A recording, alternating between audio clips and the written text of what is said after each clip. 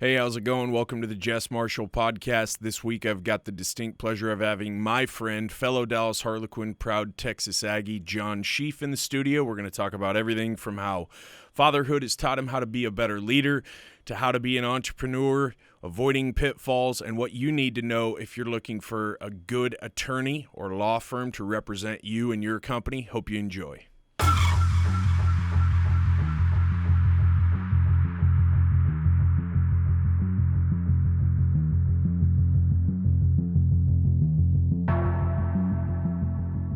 The other day I put a Facebook post up and said, "What's your favorite childhood memory?" And you talked about what? Between 5 and 6 years old, you lived in the Bahamas? 5th and 6th grade. Ah. So 10 years old. What took you guys down there? My dad worked in the construction industry, and he was building a hotel. Ah. So it was great. I bet. You said you swam in the ocean every day? Pretty much. That's awesome. Started scuba diving at the age of 10. Legit. That sounds very fun. Which is why I started off as a marine biology major. Ah. So your dad's building hotels like all over the country, so did you move quite a bit growing up? Actually, when I moved to Plano in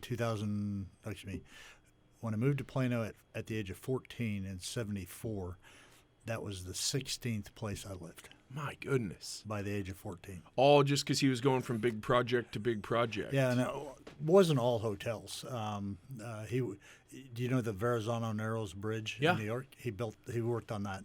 Oh. He was a civil engineer on that. Really? Lived in several places in South Dakota, Minnesota, Iowa, Nebraska. All over the place. New York, Florida, Puerto Rico, the Bahamas. Did that teach you as a young kid to learn how to adapt quickly? Yeah. So you could kind of go into a new circle of people, and it wasn't as awkward the first time as it was the 16th time? Correct. Yeah. Was it a tough way to grow up, though? Because you're leaving friends over and over? Yeah, I think so. Especially because my personality type is more introverted. To where, it takes a while for me to get to know people. And then if you're moving every year or so, you're having to do it again. So it's, still more, you're having to do it again and again and again. Yeah. But finally moved here when I was in between 9th and 10th grade. Okay. Been here ever since? Pretty much. Yeah. Went away to Texas college as fast as you could? Yeah. Yeah. So your dad is an engineer was he like doing general contracting, like managing the project, or just making sure all the engineering was on cue? Actually, he was a civil engineer by education, but never got his PE. Okay. He usually worked as a project manager, was with Austin Commercial once we moved here. Mm-hmm. The Anatole Hotel, when that was built in 1976 through 78, he was the senior project manager on that project. Did a lot of big projects for Austin. Nice. And then went to work for Dalmac in Richardson for a number of years. Is that where your sister got the architecture bug, you think? She always liked to draw. Yeah? And so in high school, she was like the only girl taking drafting classes. Really? But then she, went to college and got at North Texas. Actually started off at Texas Tech, then went to North Texas, finished up there, and has designed houses for 30 years. Yeah. Yeah, she's very talented. You said you started off as a marine biology major in college. Was that at A&M? A&M at Galveston, yeah. Well, and what drew you to that study focus? Living in the Bahamas. Yeah, cool. I wanted to be the next Jacques Cousteau. Okay. And spend the rest of my life, scuba diving and on boats and stuff like that. And I realized after half a semester you can't make any money at that. So I decided to go to law school. Yeah. What did you get your undergrad in before you went to law school? Marketing. Okay. Interesting.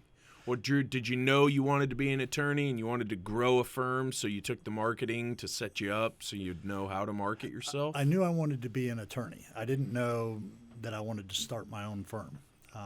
When I came out of law school, I went to SMU, ended up in the top quarter of my class. I had offers from 2 law firms coming out of law school. Went to a smaller firm that primarily did construction litigation. One of the reasons I did that was because being the son of a general contractor and working my way through college wearing a tool belt, I at least knew something about how a project went together. And so started off with a small firm and ended up going back to the large firm that had about 250 lawyers when I joined them in '88 because kind of the downturn in the construction industry kind of led to a downturn in the construction legal community. So, sure. And, I've continued, I'd say probably my personal practice is probably still roughly 30 to 50% construction related. I like contractors. I like their mentality. They generally they may argue with you, but they'll listen to your advice. Some businesses and some industries, people think they know more than their lawyers, and they don't listen to their lawyers, and they get in trouble because they don't listen to their lawyers.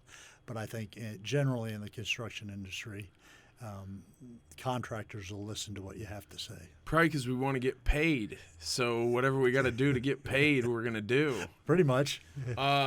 What's a common mistake you see, especially young contractors making, especially when it comes to a dispute, whether it's a residential or a commercial, is that they don't get everything in writing and they don't have a papered file, and it's hard to see what was agreed to or not? Generally. I mean, documentation on a project, regardless of the size, is always important. And I've spoken on the topic before, but the party that has the best documentation about what was discussed and what happened on the project generally wins if it's going to get to the point of having to go to trial, just because you've got contemporaneous documents that are telling the story. It's not a situation where you're saying, 3 years ago he told me X, Y, Z. You've got something in writing that said, okay, we had this conversation today and you told me X, Y, Z. It's it helps your project. I also think that sometimes young contractors, they're afraid to tell the client no. And they're afraid to tell the client what it's going to cost. If, for example, with change orders, I've seen several, and I generally try and avoid handling residential work just because it's almost like a divorce. The people, it's their house. It's very important to them. So I generally like to handle more commercial projects. But had seen many situations where a contractor, the wife will say, I'd like to change this and I'd like to change this, and the contractor does what the wife wants, and the husband, who's having to pay the bills, potentially, it could be the other way around, but he finds out, wait a minute, it's going to cost, my project just went up $50,000. Yeah. Yeah, that's a problem. You've probably had those conversations. Most definitely. That's why it's important on a contract and a change order to have all property owners sign everything, right? Sure. Not only does it solve the wife said yes and the husband didn't know, it solves that, but in court, having both property owners, whoever's on the deed, on the contract and change orders is crucial, right? Well, especially with respect to the contract itself. In Texas, if you want to be able to file a mechanics lien on a project that is someone's homestead, the contract has to be signed by both the husband and the wife, and you have to file the contract with the county before you start the work. Otherwise, you don't have any lien rights. Mm-hmm. So, I've had situations where a client says, I want to file a lien. I'm like, it's their homestead, this lien will be invalid, right. And so it's always good to get things in writing, but you have to play that balance of being a salesman and almost a counselor on getting a project done, and wanting your client to be happy, and covering your backside. Yeah, with for paperwork. Sure. Absolutely. Talk about the importance of, well, you already said getting everything in writing. Sometimes it's not possible. It's in the heat of the day, whatever. We need this decision made now, and instead of an email and maybe a DocuSign, we've got an agreement on text message. If you got that in writing, that's still approval in writing, is it not? Is it just not carry as much weight as an emailed document? Well, would? Part of the problem is people don't keep texts. A lot of times texts get deleted. I think a jury would look at a text as as an agreement. Although the good thing about being an attorney is I can argue both sides. Yeah. Yeah. What do you want the answer to be? Right. I can argue points on both sides, and there'd be colorable arguments on that. But I think whatever you have to do, whether it's texts, if you can't get it email, send a text. This is to confirm you've approved X, Y, Z. And if they don't respond to that saying no, we didn't agree to that, I think it's going to be relatively solid. Yeah. So.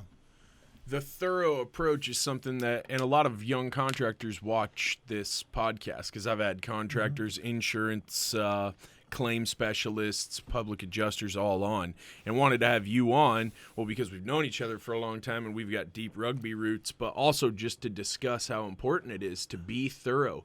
Even when you're behind, you're wearing all these hats as a contractor. I mean, it's hard to be.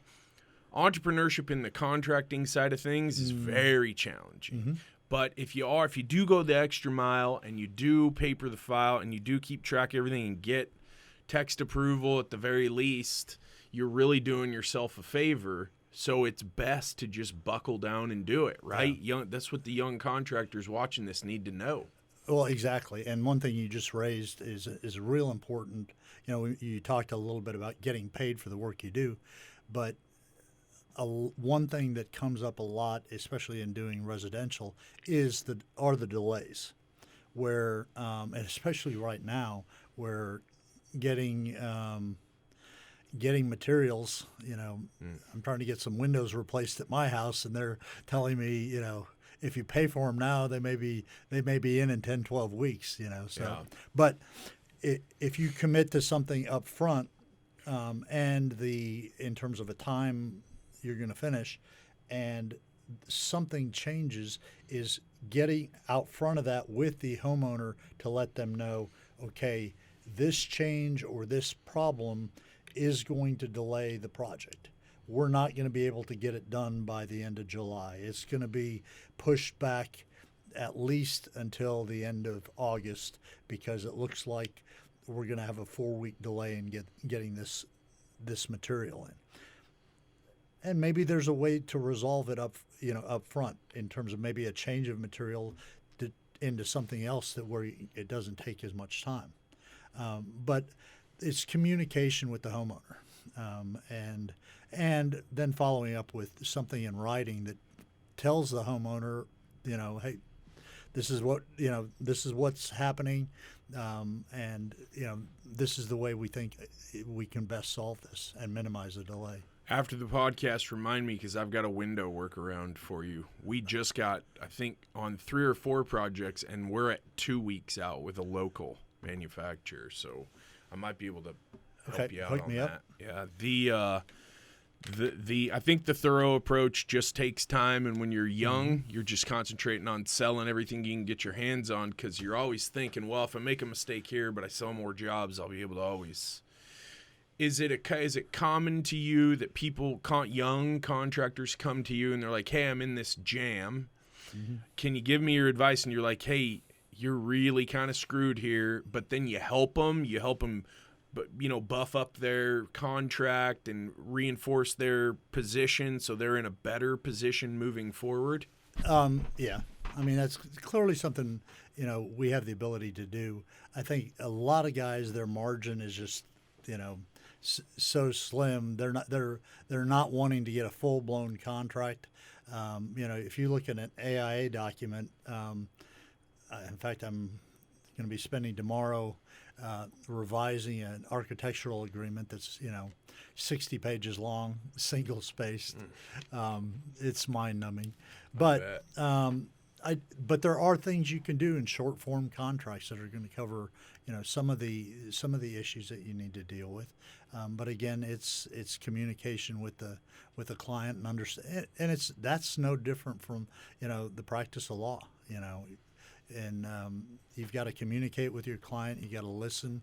You got to ask them the right questions, and you got to be honest with them. One of the things clients come to me with all the time is, well, how much is this lawsuit going to cost?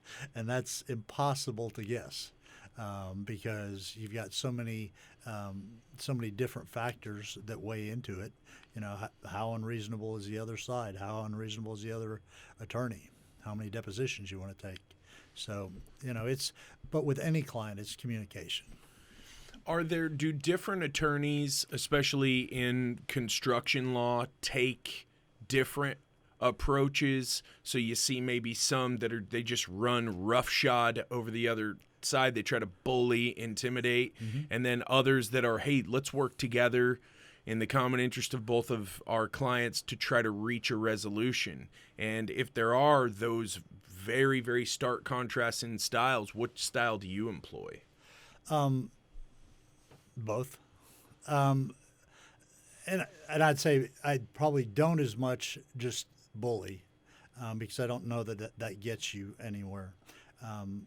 But I do think with some clients, sometimes clients want you to be that. They're like, I don't care. I want this guy to suffer. So you take different tacks. But I think in general, I advise clients that 97% of the cases, the lawsuits that are actually filed, 97% of those cases settle before they ever go to the courthouse. So at some point in time, this case is going to settle. The analysis the client needs to do and the attorney should do with the client is at what point is the marginal benefit of going forward with the case less than the amount they're going to have to put into it. Sure. And I've had situations with clients saying, look, we can probably get this case settled today first, before we've filed the lawsuit, we can probably get it settled for paying $25,000. I know you don't want to pay $25,000, but the alternative is if we get into a lawsuit, you're going to be $50,000 or $75,000 in legal fees to me, and maybe we get a walk away. We get the other side to agree to walk away to where you're not paying anything, but your benefit is negative in waiting till the end or waiting 3 or 6 months down the road to settle the case, because you could have paid 25, now you paid 75. Yeah. And it's, my business card says I'm an attorney and counselor, and I view that as kind of two different things. Attorney is a guy who goes to battle. The counselor is the guy that sits down with you the night before the battle and talks to you about, here are the consequences, here are the risks, here are the benefits, and I kind of liken it to, you mentioned earlier that we both played rugby, to that. You've got, you go to battle on the field, but, beforehand, when you're with your chums, you talk about getting ready for the game. You talk about what you're going to be doing, and even with the people on the other team, once you're done with the game, you should have a beer. Wow. I generally try and have a good relationship with my opposing counsel because, sometimes they're going to have the better facts, and sometimes I'm going to have the better facts. And we should both be doing a service to our client, in our respective clients, in order to get our clients the benefit. In the interest of helping a young contractor avoid lawsuits and just resolve disputes, would you advise them to put some sort of clause in their contract that requires before anybody can lawyer up, we have to go talk to a pre-named mediator first? Yeah. In fact, I've actually had provisions that I've included in contracts, especially large residential, like $3 or $4 million residential construction projects, that had a pre-named mediator who, if they had an issue over a change or something like that, cost of a change or change order, that they had to try and work it out between the two of them. Then they had to go to the mediator and sit down with him or her and talk about it, and the mediator would try and get it resolved. And if that didn't work, the parties could then provide documents to the mediator, and the mediator could actually make a decision and say, "Here's what I'm going to rule." So it's kind of an internal dispute resolution procedure to where you have mediation and then arbitration, and the instances where I've included that in the agreement, I have never had to use it, because the parties realize from the front end we are going to do what we can to get the issues resolved, because they're paying for that mediator. They're paying that mediator $350, $400 an hour to listen to their sob stories. Yeah. So if both sides go in with their eyes wide open, and as the contractor, you have way more experience than the property owner does. Correct. So if you take a super thorough approach on the front end, hey, this, and this is in this contract to protect us both. We want to make sure we get all the way to the end, and we still are on the same page. We're still friends. Definitely. On some smaller residential projects, it's not feasible to put the funds in a trust and have a trustee disperse the funds. But on a large project like this multi-million-dollar residential build, is that a smart thing?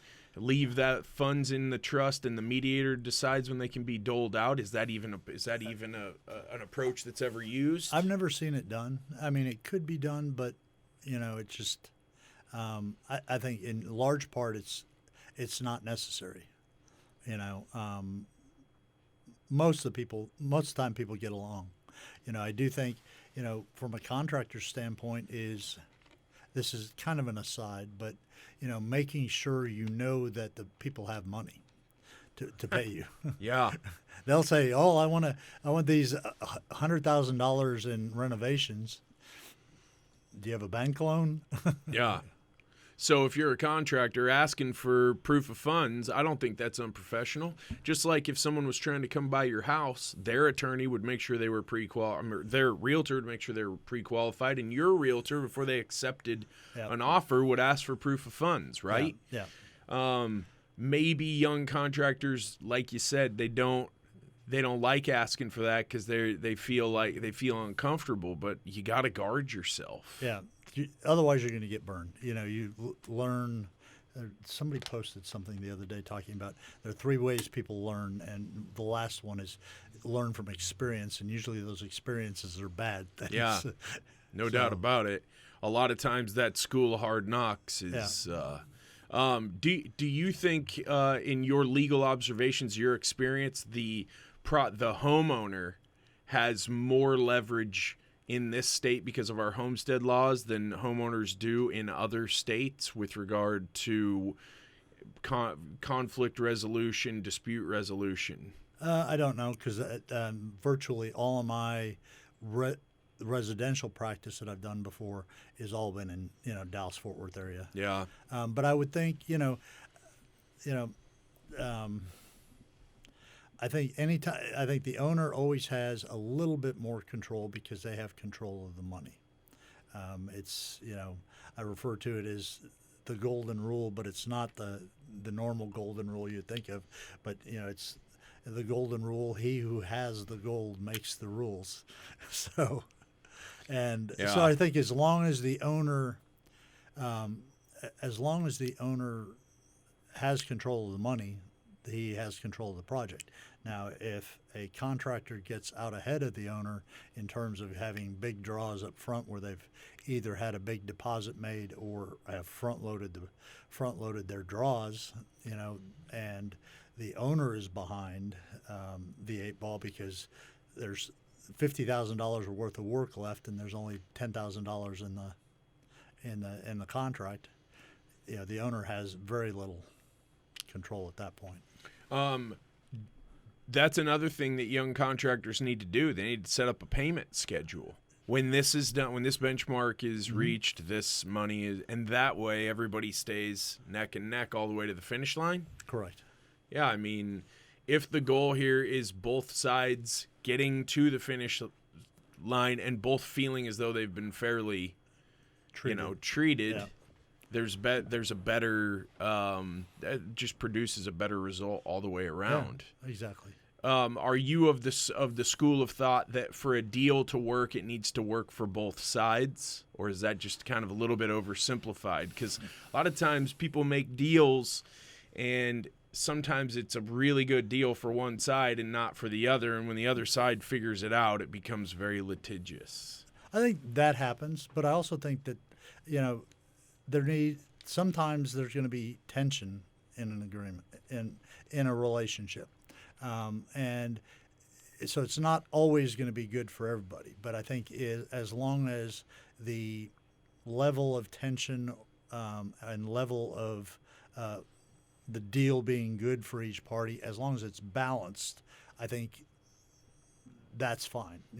When, like you said, when it gets out of balance and somebody has the other person over a barrel, that's when things, sometimes go wrong. Yeah. When you made the realization when you were down in Corpus going to college that you wanted to be Galveston, that you wanted to be an attorney, but you just weren't sure what type, and then you gravitated toward the construction and contract law course, did you ever think about going the criminal? No. Yeah. Had no interest in doing criminal law. Had no interest in doing personal injury law. So is that kind of a thing where if you're not passionate about it, don't take it on? Or do you see attorneys start out on the criminal side and then redirect their focus ever? Or how's that work usually? I actually think for a young attorney who knows that they want to do litigation and wants to do trial work, starting or at least working for a period of time at the district attorney's office is a good opportunity for them to get in the courtroom very early and to pick juries very early. And that's an art. Picking juries is an art that law schools can't really teach you.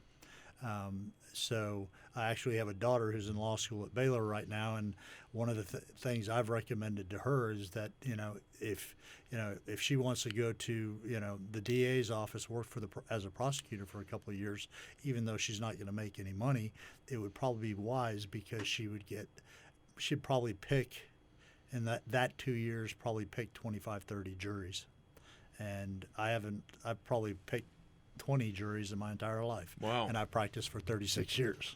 Amazing. So when you first got started down the law school path, did you identify mentors and gravitate toward mentors, whether they were folks in the law school or other attorneys that maybe you worked for right at the beginning? Attorneys that I worked for right at the beginning. I wish my dad being in the construction industry, he really didn't know many attorneys, and so I didn't really have anybody, at that level, in terms of when I went to law school. There was actually one attorney that in-house counsel for Austin Commercial that I spoke with when I was trying to make the decision to go into law school, that I talked to, but never really had somebody who was I would consider a mentor before I went to law school. Now, after I graduated from law school, there were a couple of attorneys who played for the Quins, Bob Latham, Ken Campbell, who would be people that I would, talk to.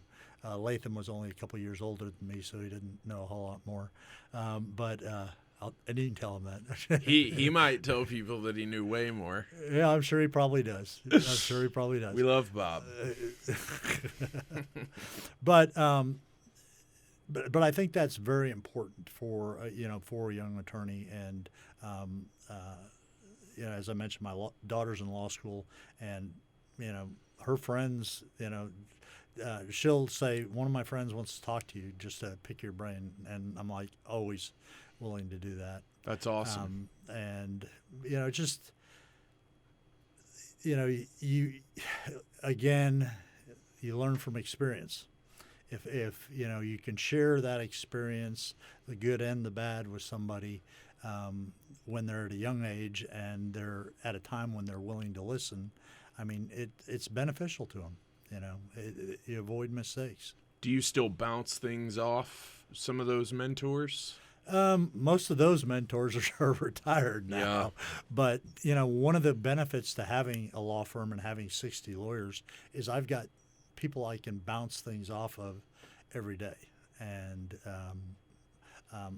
I wouldn't want to practice law by myself. In fact, during the pandemic, I still came into the office, and just because,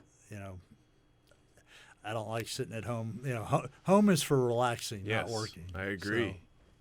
So I came into the office pretty much every week. We've touched on rugby a couple of times, but we both know that a team can have the most talented players, but they very often lose to teams with better culture, better team culture.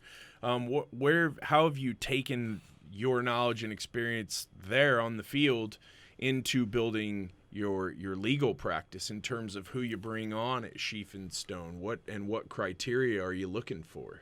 Well, I think you're always looking for talented lawyers, and you're also you want talented lawyers, but I also think that we try and have a no jerks rule, and you can hire somebody who's a good lawyer and maybe even great at developing clients, but if he's a jerk to everybody in the office,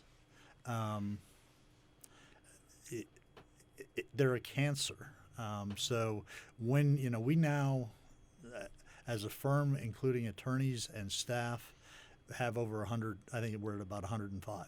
And when you start to think, okay, we're taking care of 100 plus families, you want a place that is a good place to work. So I think making sure you don't hire people who are, jackasses. Yeah, it's important, right? But and in the way we've set up my firm, I want people who are entrepreneurial for a couple of reasons. One, we try and have the same types of clients. We want to have entrepreneurial clients because they're trying to do exciting things. They're trying to grow. They're trying to build their business. And our attorneys the same way. But our compensation system rewards people who go out there and bring in clients to keep themselves and others busy. And that's the way I think a law firm should run. So you want people who are going to try and develop business. And first year lawyer, I'll tell them, I want you to be thinking about your business development. How are you going to get your clients? You're not going to be a partner here unless you have several $100,000 worth of legal work coming in every year. How are you going to get there? Mm-hmm. And so I try and mentor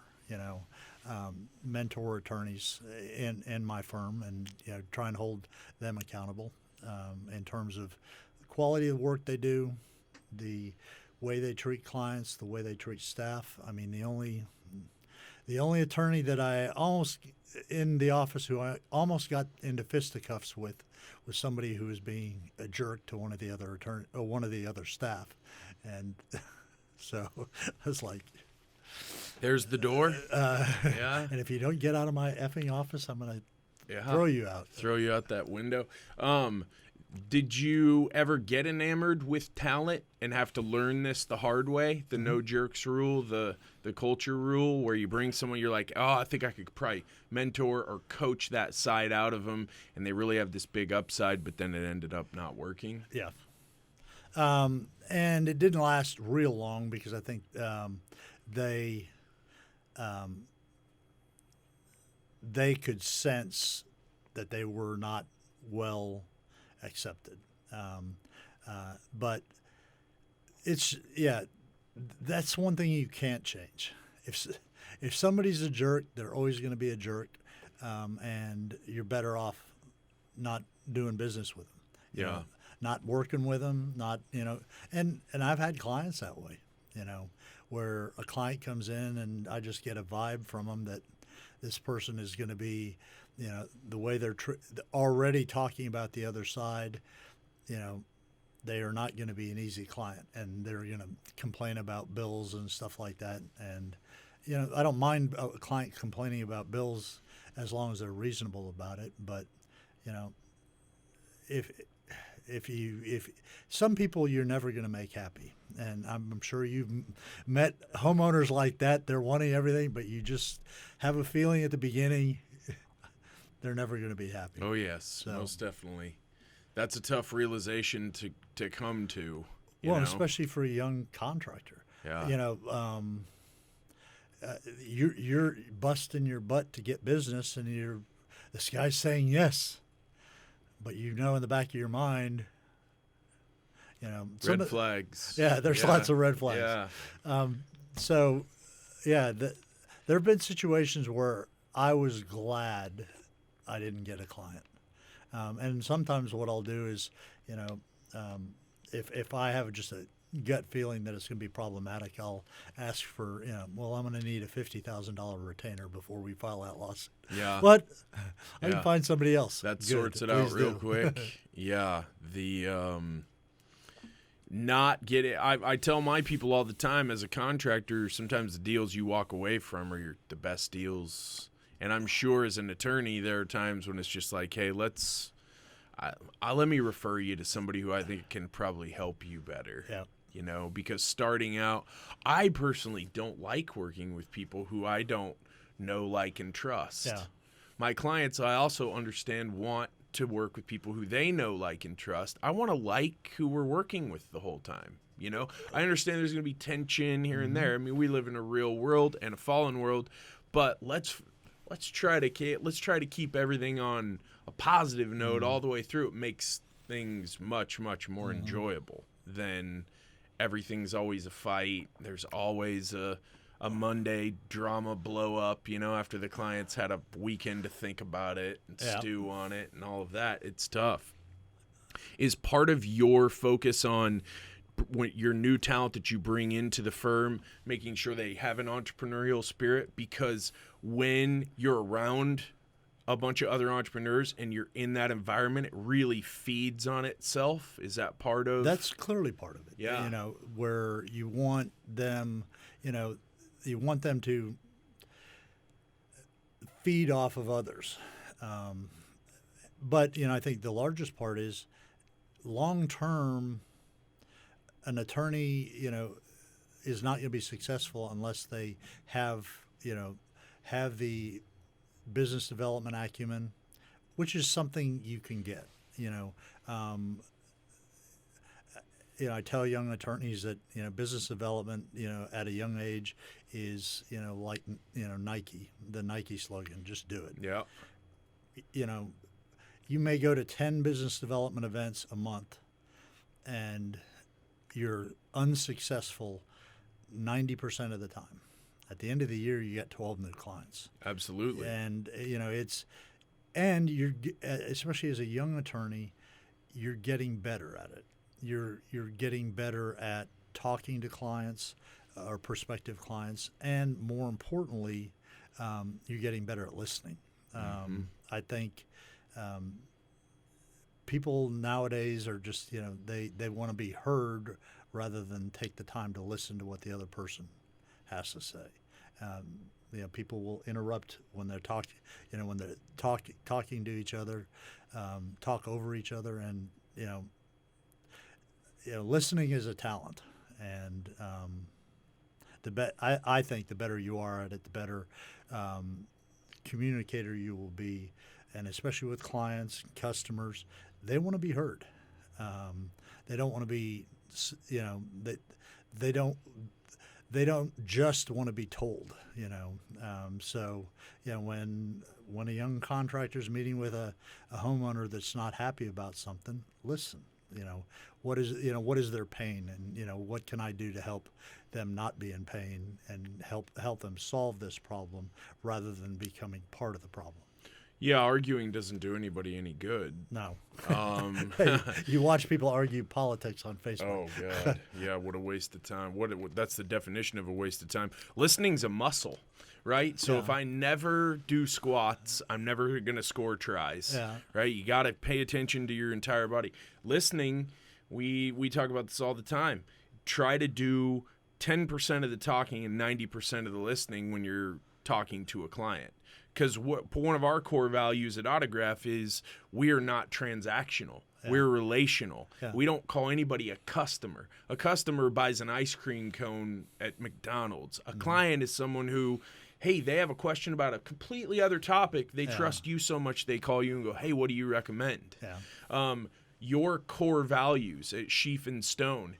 Did you start out right away with, hey, we're going to concentrate, obviously, integrity, trustworthiness, all those things are important when you're looking for an attorney who you can trust. But do you hire and fire pretty much right on your core values? Pretty much. The three founders of the firm, Bill Stone, Kelly Crawford, and myself, are all believers. So I think that when we decided to start the firm, that was kind of our foundation. The three of us have, and when we've made big decisions about the firm, we've taken time and prayed together about it. And so that was the start. Again, the golden rule, and not the other one I talked about, but the one of treating people the way you want to be treated. That was a core value. And not just clients, but the staff, from all the way down to the, whoever's, cleaning the kitchen, we expect everyone to treat people with that sort of level of respect. So that's always been a core foundation. Our tagline is legal counsel based on solid principles. And the solid principles is a biblical foundation. It's not, that we expect everybody to be a Christian. We've got attorneys who are Jewish. We've had attorneys who are Muslim. We've had attorneys who are atheists and staff, as well. That doesn't matter. But as long as you have that core value of treating people with kindness and respect, that was kind of the starting point for all three of us, and we've maintained that. And that's we have every attorney in the entire firm has the opportunity to interview any attorney that we're hiring to join the firm, and we listen to we get feedback from what everybody has to say. And there have been instances where, Bill or Kelly and I, all three of us may have liked an attorney, and the feedback we got from the associate attorneys or some of the partners would be just like, okay, this guy just wants to hear himself talk, and he doesn't want to listen to us, and he thinks he's better than us. And we made decisions, okay, we're not hiring that person. That's big-time team culture there. The fact that you as partners are willing to collaborate with your associates to make a personnel decision. Yeah. I don't think that's not you don't see that super often at larger law firms. No, clearly not the larger law firms, but I still consider us to be, kind of medium-sized. I think we're in North Texas. We rank at about number 20 or something like that. But there are law firms in Dallas that have, 250, 300 lawyers in Dallas. I think our Bill and Kelly, in my view, is that if we make this place a good place for other people to work, then it's a good place for us to work too. Absolutely. And the headache of having to deal with some attorney who's being a jackass or something like that takes way too much mental energy. No doubt about it. So, do you think that young entrepreneurs don't take into consideration that when you're an owner, so you have a law firm, you get paid last, everybody's got to get taken care of until you do. And when you first decided, okay, right out of law school, started at the big firm, went to the small firm, went back to the big firm, and then decided we're going to start our own firm, did you do so with trepidation? Were you nervous about it? Were you excited? And can you talk about some of the early challenges that you had to get the thing off the ground? I'm kind of a numbers guy, and in fact, Bill and Kelly refer to me as the Rain Man because I can do calculations in my head. But when we first started to do it, I'd already within probably off the back of a napkin calculated, okay, what's our break-even point? To where each of us can get paid. And we've set it up in such a way where, I'd say some larger law firms, Bill and Kelly and I would have probably taken much more than we did. But our view is let's create a place that we make good money. Other people have the opportunity to make good money. And again, you're just kind of you're wanting to nurture that entrepreneurial spirit. But yeah, there was trepidation, but it was for us it was a perfect opportunity. I joined the firm. It was called Castle and Stone. Dennis Castle, who passed away this past year, decided to leave in '98 and go to the Austin office of a large law firm, a large Dallas law firm. So it gave Bill and Kelly and I the opportunity to run with the ball, and we realized we had computers, we had office space, we had staff, we had clients, and it was a perfect opportunity. We've had some nervous times, but I think all in all, it's been enjoyable. Entrepreneurship's a roller coaster, right? It's oh man, we're killing it. Oh my God, we're gonna go out of business. Oh, we're doing better. Yeah, it's a challenge to keep an even keel. Is that something that your faith helps you with? Maintaining balance, maintaining personal discipline, personal improvement, especially as the leader or as one of the leaders. Mm-hmm. How important is your faith and what you do outside of work to how you perform at work? Well, I think it's key from a standpoint of,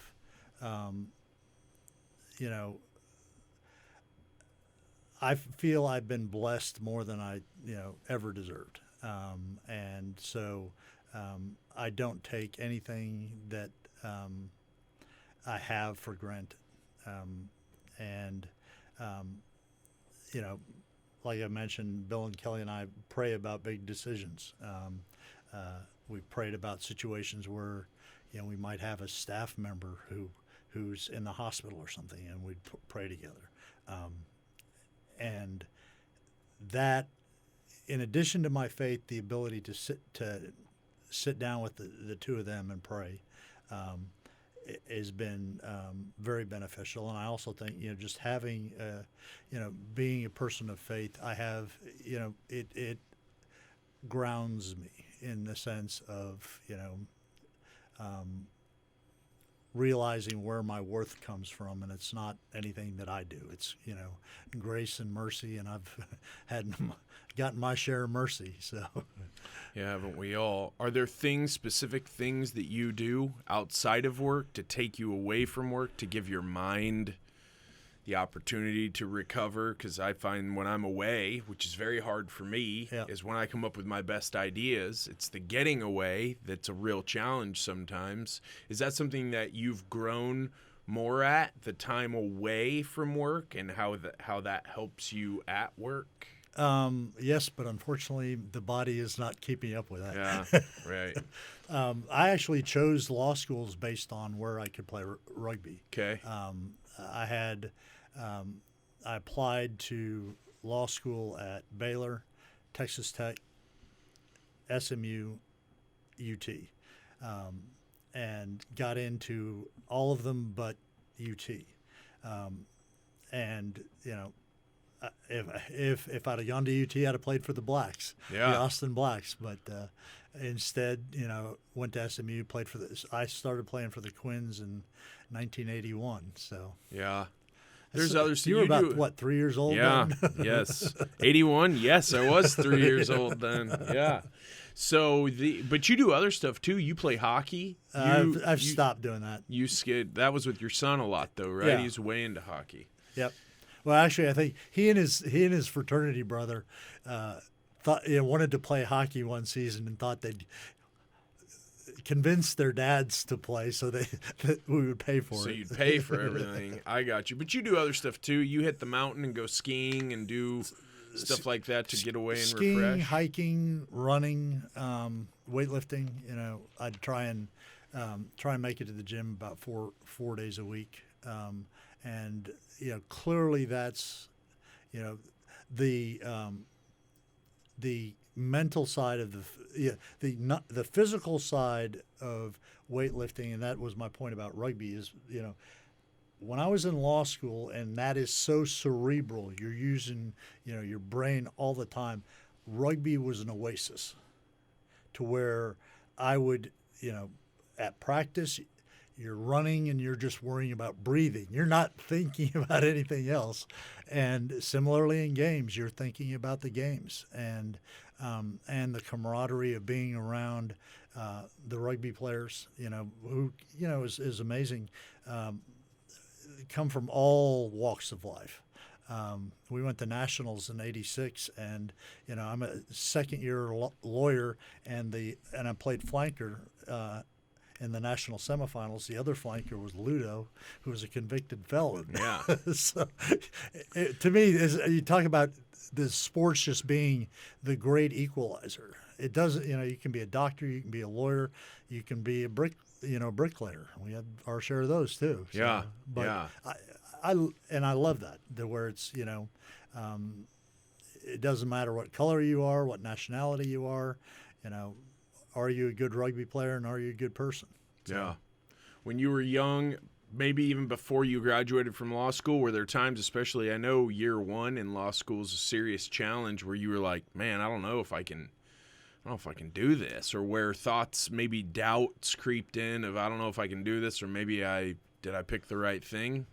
The law school orientation first day, they give you that scare tactic. It basically said, look to your left, look to your right. One of you is not going to be here at the end of 3 years. And I'm like, shit, what do I get myself into? Yeah. But I was disciplined enough. One of the things I did was I compartmentalized my day. I got up early in the morning, about 3:45, studied from like 3:45, then got to campus because I lived off campus at 7. Stayed on campus in the library, except when I was at classes, until 5. And then after 5, I didn't do any. I didn't do any legal work. After that, that was my time to work out, to go to rugby training, and similarly on Fridays, I did the same thing. 5 o'clock on Friday, I stopped legal stuff, and then didn't start back up until after church on Sunday. Mm. If we did have a road, some of the time if we had a road trip, a bus trip, I'd read cases Sure. on the bus. Sure. But for me, being disciplined and compartmentalizing my day and staying disciplined with getting things done.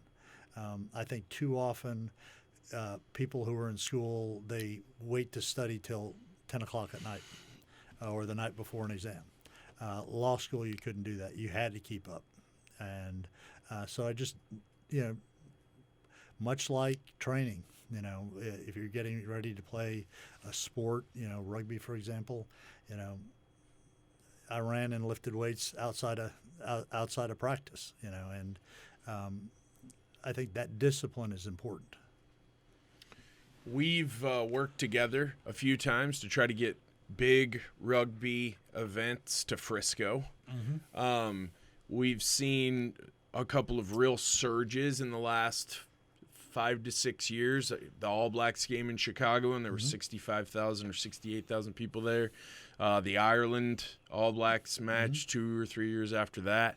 Talk about how you've seen the game grow, and if you feel like the kind of the surging sevens program, if that's hurting the 15s game in your opinion, and just kind of how you've seen the things evolve, because as we both know, there's been a ton of upheaval at the top, right, which has really unfortunately negatively impacted the sport we all love. I know you've been super involved. What are some of the observations you've made over the last 10 years as the U.S. tries to break into the top 10 internationally, but it seems like it's going to be a real challenge? I think the biggest change I've seen is just the size and speed of the athletes playing. Back, you know, when I played at A&M, you know, our props were maybe 210, 220. Even in the 80s with, you know, Brett Taylor was only 215, 220. You look at the props now, they're all 6'3", you know, 6'3", 6'4", 270, 280, and they're faster than they were. In terms of the game, there are some changes that I don't like. In the 80s, we had rugby tournaments all the time that as a club you would go to, and you'd play in the Houston tournament, or you'd play up in Lawton, Oklahoma at Fort Sill, and it was a great time for creating the camaraderie as a team, where you just as a team get away for a weekend, and you're playing against other teams, and it just created that level of team. I miss that, you know. I love going up to Aspen for that reason, the Aspen tournament. In terms of the sevens, I think the sevens has benefited the rugby in general, because I think it's brought better athletes in terms of people with speed. I enjoy going out to Vegas and watching the Vegas sevens. It's you know, just a fun tournament to watch. With the game this past weekend between the United States and England, it appears that the United States players are getting some significant benefit out of the MLR, where they're playing higher caliber rugby on a consistent basis, on a continual basis, and with players who are high caliber players. I want to see how, you know, the game against Ireland goes this weekend, and you know, if they get blown out by Ireland, you know, I'll rethink my thoughts. But I do think that's going to benefit the game. I would, you know, I'd like to see the Dallas team get off the ground. You know, I don't know what's going on there, you know, but hopefully at some point they will, because I do think it's something that will bring people, just non-rugby people, to watch the game and learn about the game. It seems to have had that effect in Houston and Austin.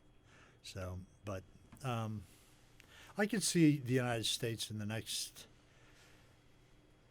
10 years moving up into the top 10. You know, clearly Samoa's, or was it Tonga that just got killed by the All Blacks. Mm-hmm. You know, they've fallen off the map. One of the things I don't like is how many of the countries are poaching all of the island players. You look at England, for example, and they've got 3 or 4, you know, either Tongans or Samoans. Yeah, they've naturalized, who are now playing for the internationals. Yeah, and I don't like that. I'd rather their countries have the benefit of their heritage. I agree. And you've got, I saw a stat talking about that, with the All Blacks, there were like 4 or 5 Fijians, Oh, yeah. or people of Fijian descent. I don't know whether they were, transplants or anything like that, but I don't like that. But for the lower echelon teams, I think that helps them, because the United States, we've got several players that that are British or South African or New Zealand that have transplanted here after being in college. Do you think that we've had some different iterations of a pro league in the U.S. over the last 5 years? I think the first 2 fizzled out, went bankrupt. The MLR seems like it's on more solid ground. Seems to.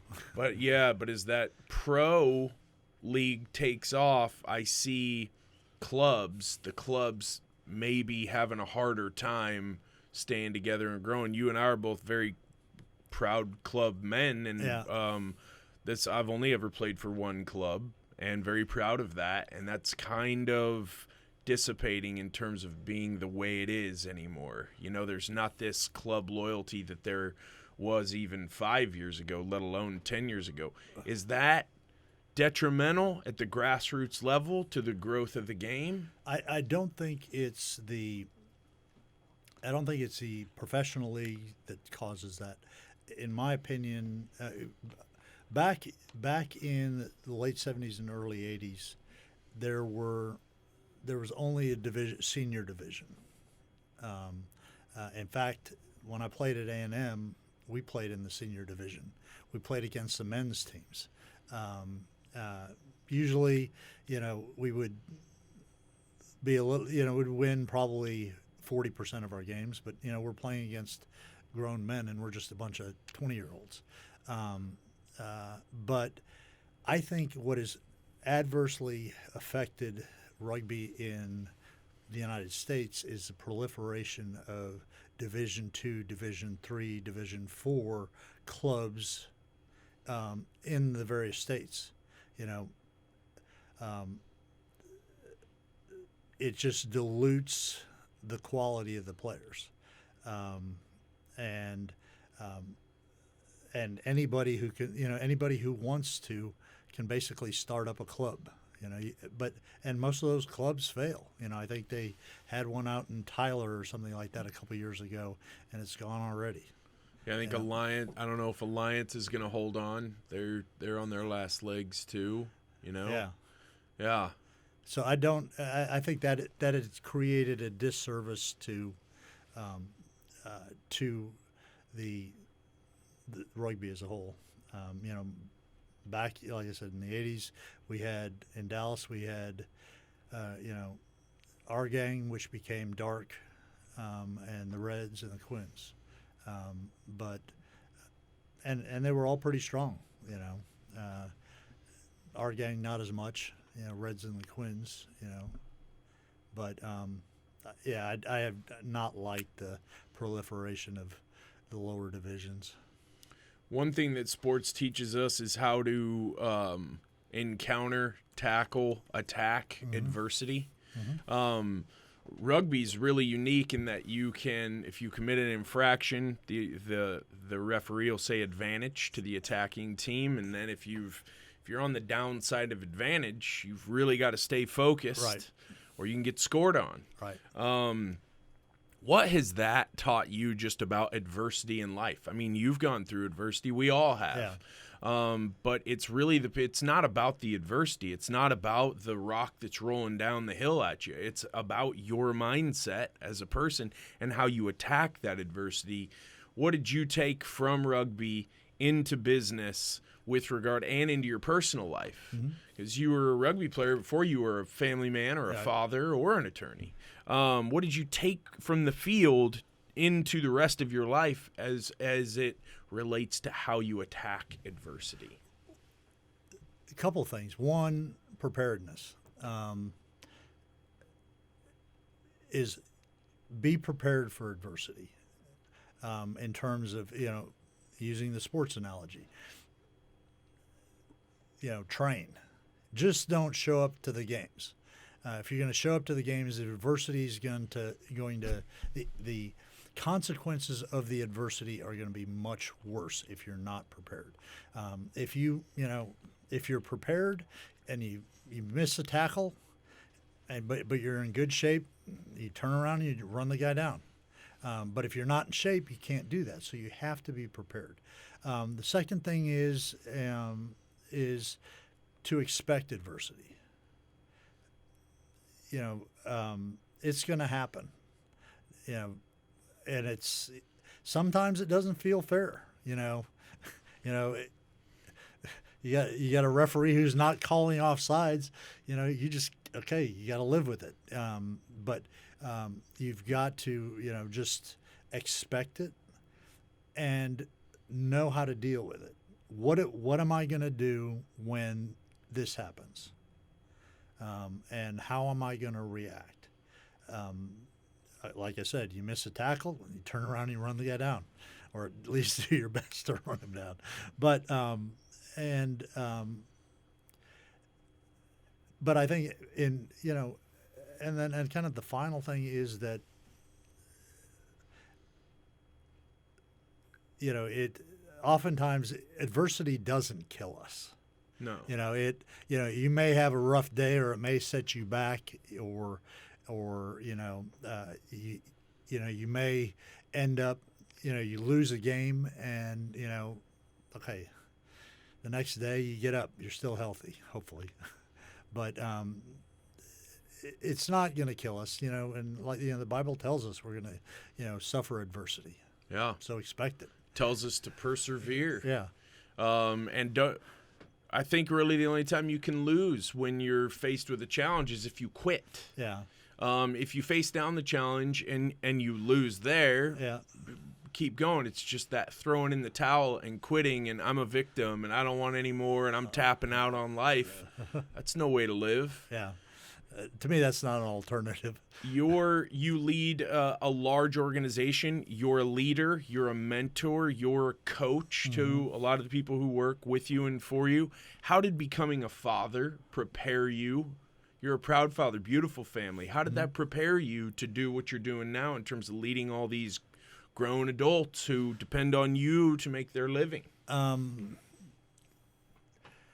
think being a parent, like you said, being a parent and running an organization have similarities, and I think in terms of you have to have compassion, you have to set boundaries,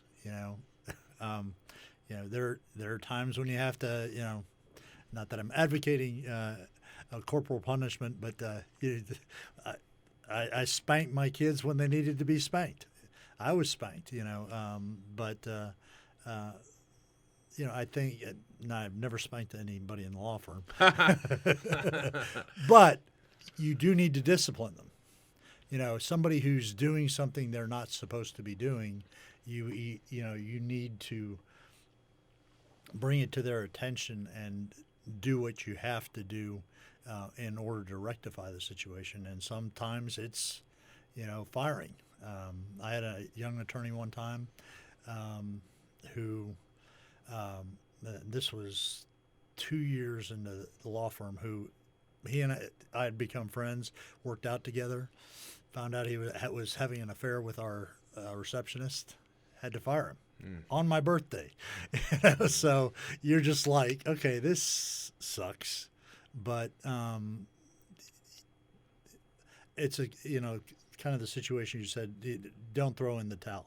You take on the responsibility, to run a place. You do what's necessary. You do the things that are necessary for the benefit of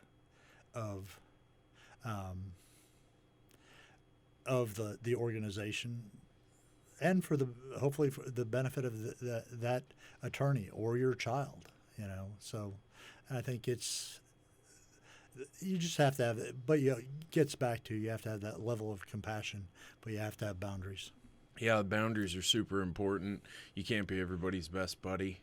You can't be their drinking buddy. There's workout a time, buddies. Yeah, there's a time and a place. for all of that. There's no doubt. I mean, that's a challenge when you are leading, is walking the fine line of being approachable but also maintaining authority. What are some things that young attorneys considering starting their own firm need to consider from the business and entrepreneurship side? Some challenges that young attorneys don't consider sometimes when they make that leap to start their own firm. Well, I think they realize fairly quickly that law firm doesn't teach you how to run a business. They teach you how to research and how to argue potentially and write, but they don't teach you how to run a business. What are the costs?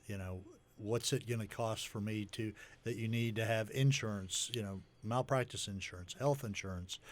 You need to have, a way to get paid by the clients. There are a lot of things that you have to think about. And that's why I think, in terms of, I think I ended up stumbling into the right undergraduate major for going to law school for what I ended up doing.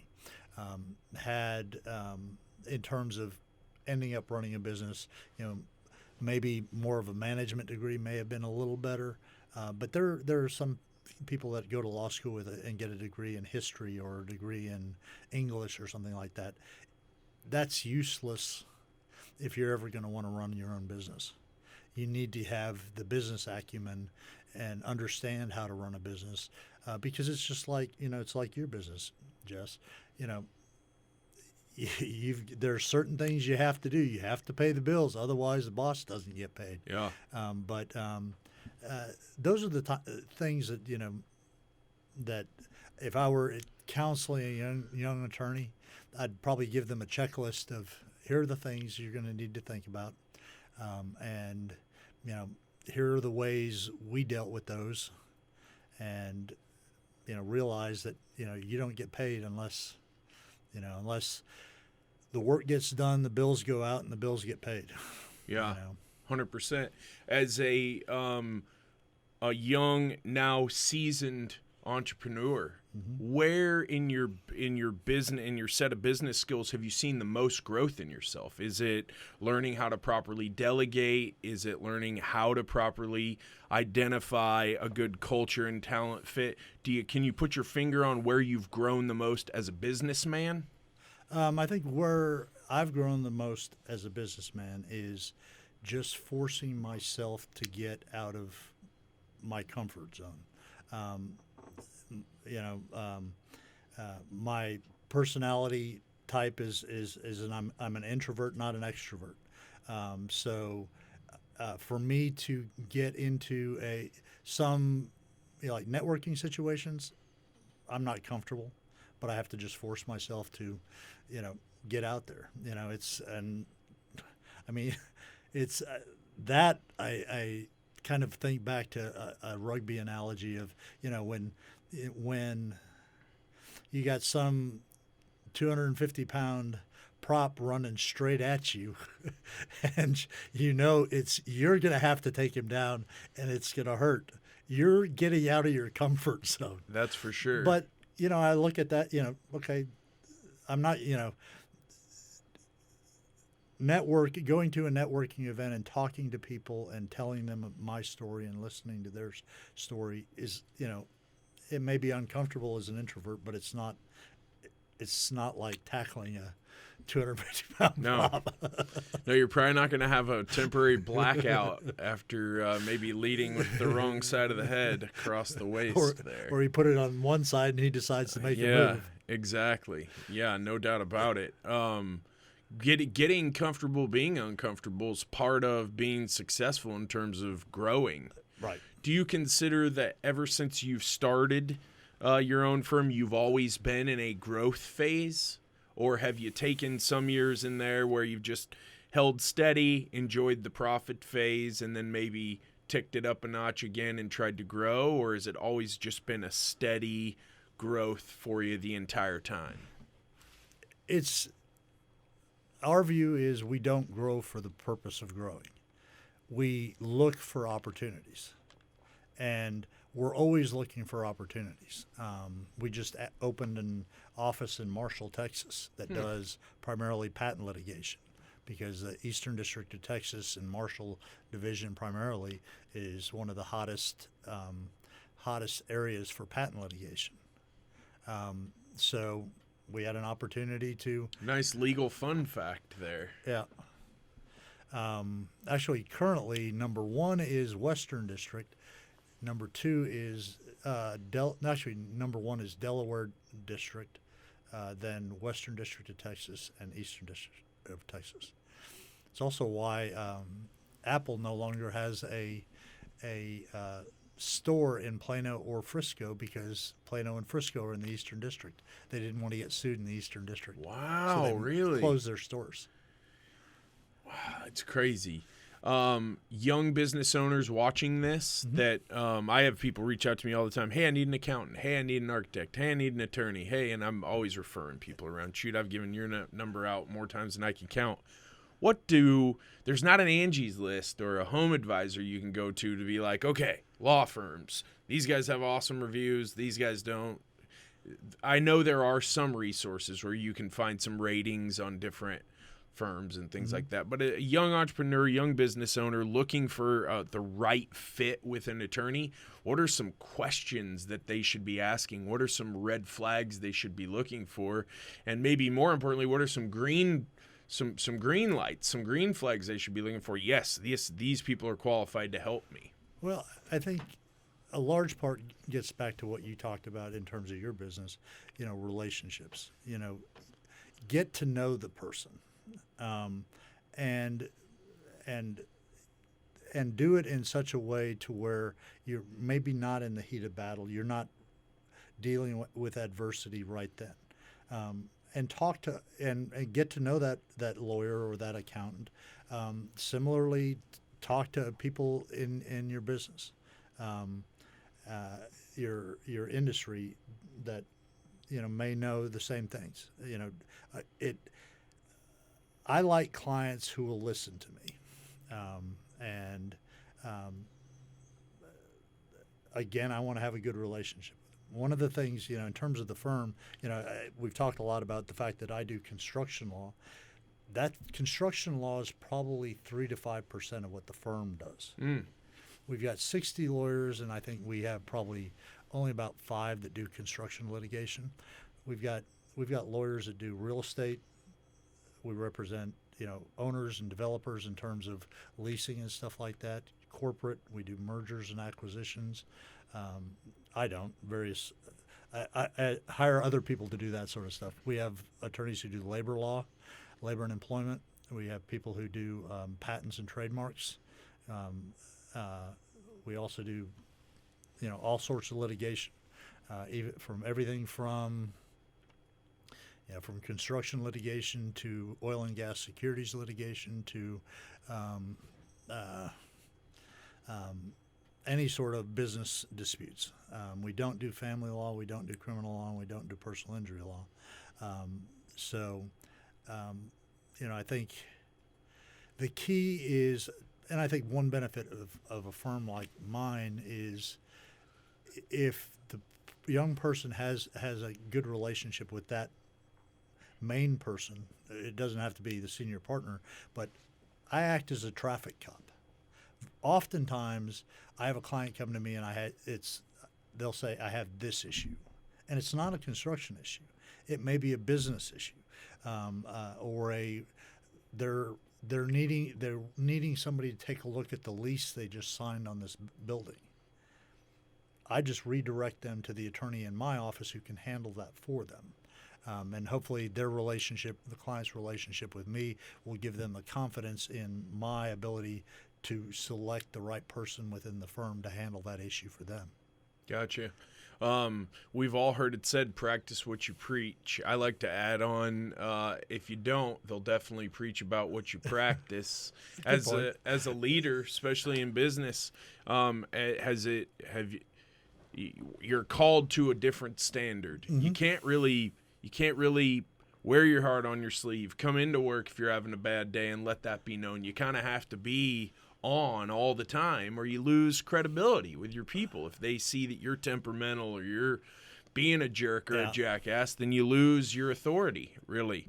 Talk about the importance of that to you, to maintaining, hey, if I tell my people to do this, I better be doing it myself. Because when people are around you every day, if you're saying, hey, when you go home tonight, don't just park it in front of Netflix, do some personal improvement, read, work out, watch what you eat, things like that. And if a team of people are all doing that, they can really, as we know, right, there were guys who would only come to training and then never work out throughout the week. Then we get to Saturday, and those of us who were lifting every day and running every day, we didn't halftime it wasn't a problem, but, at the end of the game, it was an issue. So for you, your character, your personal integrity, it's on the line every day, right? Because the people who are around you can see whether or not you're going to practice what you preach. Well, and that's clearly the case. And, some people will say, I don't care what other people think about me. I do. I have a reputation. I have a brand. And I'm not going to do, dumb things that damage my reputation or my brand or the law firm's brand. And I expect that of all my attorneys. And if, I've had situations where a judge has come to me after one of my young attorneys was in their courtroom, and the judge said, they weren't prepared. They weren't prepared to the level that I expect of Scheef and Stone lawyers. Was not good for me to hear. Yeah. I was not happy, but I went to that attorney and said, look, you got to step it up, because I don't like judges coming to me and saying one of my attorneys did not perform well. No doubt. But again, like you said, I have to hold myself to that standard as well, if not a higher standard, to where, if we're not going to be jerks, I can't be a jerk. Right. And like you said, if you have a bad day, everybody has a bad day. Figure out a way to not take it out on anybody else. Mm-hmm. So. Yeah, right. Actions speak louder than words, right? Your actions are yelling so loud I can't hear what you're saying. Anything that you're saying. That's yeah, I mean, when you're leading and you're trying to get the best out of everybody, you gotta bring it yourself. Every day, and there are no days off when you're one of the leaders. Are there any things on your career bucket list that you wanna do, or anything you're comfortable saying on a podcast? Hey, someday I'd love to represent a client or a $1 billion real estate or construction deal. Or is there any milestone that you want to reach, or anything specific you can think of? No. One of the things, well, kind of, I hope that the day I die, there's still a law firm with my name on it, and it still has the reputation that we started with, and in terms of the integrity of the lawyers, in terms of the quality of the lawyers, and the respect for the law firm, the brand, that was a decision that Bill and Kelly and I made fairly early on. We wanted this to be a multi-generational firm, to where, when we're no longer practicing law, and I probably had about 10 more years to practice,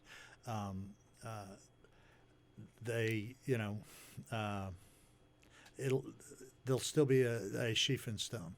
Yeah. My daughter commented to me that she was amazed at law school that everybody's like, "Are you John Scheef's daughter?" Like, made me feel good. That's very cool. Yeah, man, that's a legacy already. And that's kind of that would be the one thing that would make me happy, is that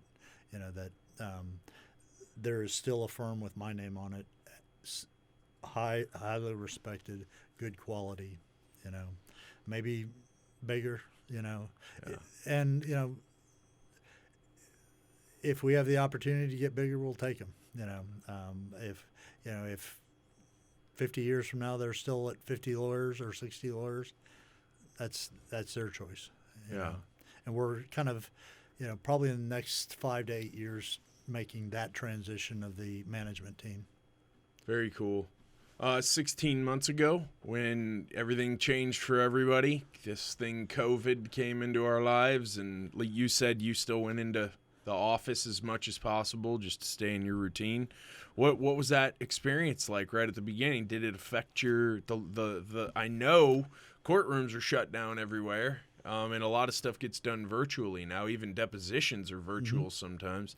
What's that change been like from a seasoned, grizzled veteran's point of view? Well, I think when it happened, or we saw it, we immediately, we have a line of credit with our bank that we generally don't use, increased that. We applied for PPP loans, and were able to get that. We initially made the decision to shut down the office and send everybody home. Luckily, our computer guy had our system set up to where all of the staff within 5 days were able to work remotely, and the attorneys if they wanted to. We didn't really have much hiccup. Things changed and everybody adapted. That, financially we did fine. But I think some of the other things, some of the changes in the way the practice of law works now, I think there's been some benefits. There are some hearings that are short hearings that aren't that a judge should be able to just do by video or by phone, that in the past you'd have to go sit in a courtroom and wait for 3 hours until the judge got to your hearing. And it's so much easier to just, be on a call at 11:15. Takes 15 minutes and you're done. I think that's a savings to the client, because what happens is those attorneys who are sitting in the courtroom waiting for their hearing to be held, they're all billing their clients for just sitting there. So I think some of that change in the practice of law is going to be beneficial. I also think the ability to take some depositions by video call is cost savings. I've had situations where in the past I needed to go take an important, short but important deposition in a different state. I knew it was only going to take about 2 or 3 hours, but I had to fly to, let's say, Denver the night before, go take the deposition, and then fly home. My client got charged for a hotel room, airfare, and all the time I spent traveling. So I think that's beneficial. I don't think trials by video, I don't like the idea, especially jury trials. But I think there are some things to be taken away that make the practice of law more efficient. Touching back on what you talked about when you bring in new talent and you want them to have an entrepreneurial spirit, it's often said that we're all always in sales, whether we're in sales or not. From the attorney point of view, I know you can't necessarily go out and solicit business sometimes. What are the laws behind that? I know that more applies to personal injury, et cetera. But how from the business side of things do you coach your people on being good at networking and selling without selling and attracting business to you by the way you present yourself? Well, you can what are called the barratry laws, and they primarily are tied to personal injury. If you know that somebody just got injured in a car wreck, you can't walk up and hand them your card. They have a specific injury, so there are you're soliciting that case. Generally, in just normal business law or construction law, it's you don't really get close to that line, so it's not a big deal. But I think the key is networking and creating those relationships and letting people know not only what you do, but what the rest of the attorneys in your law firm does. most of the work I do is litigation related, so it's either construction litigation or commercial litigation. But I actually find that I can develop business easier by bringing in transactional work, which means real estate, banking, corporate, to where we're handling all the stuff that's for clients is a little more tolerable. I heard one client say that if I have to call a litigator, somebody needs to be fired because somebody screwed something up. There's an adversity that was created, and we're having to hire a lawyer to handle that. Transactional side, if you just have a lease that needs to be reviewed, that's not adversarial. So it's easier for me to create that relationship with the client and say, I've got 60 lawyers. We can cover all these things for you. And oh, by the way, if you get into a dispute or need to file a lawsuit, I can handle that for you. So it's, we've tried to set up the law firm to be able to cross-sell practice areas. So that's one of the things, especially with the young lawyers, is being able to talk about what other people do. And one of the things we do for even first-year lawyers is if they bring in a client, they get compensated in addition to their normal pay for that client, regardless of who does the work. Incentive. Yeah. And create incentive and trying to create incentives that trigger the conduct that you expect. You want them to try and sell business. And I think young lawyers, they go, what do you mean? If I bring in a piece of corporate work that Bill Stone does all the work, and he's billing it out at $600 an hour, when that gets paid, I get 10% of that. So I'm making $60 an hour off of Bill Stone. You can just see their mind going, okay, I can do that. Yeah, no, it encourages business development. Well, and a young attorney, most people aren't going to send a case to a young attorney. Right. But if you say, this is what our law firm does, you can have Bill Stone, Bill Stone's a perfect guy for this, and bring in that piece of work. The young associate gets the benefit of it. Yeah, so. Good call. If a young talented attorney wants to join the firm, they like the team culture and the we all win when we all win culture that you all have. Where should they email or call?